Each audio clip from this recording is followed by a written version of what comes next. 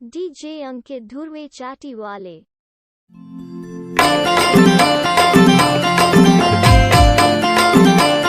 आप सुन रहे हैं डीजे अरविंद का मिक्स हुआ गाना। डीजे अरविंद यादव।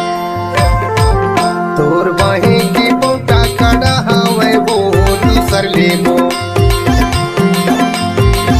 चल दूसर लेबो बाई जाबो बाजार दूसर लेबो रे, चल दूसर लेबो नोनी जाबो बाजार दूसर लेबो रे। डीजे अरविंद यादव। तोरे मुड़े के टोपी जुल्हा हवे गाना वाले गो, चलना वाले गो दाहो जाबो बाजार ना वाले गो। आप सुन रहे हैं डीजे अरविंद का मिक्स हुआ चलना गाना। वाले गो दाहो जाबो बाजार ना वाले गो यार। चलना वाले वो बाई जाबो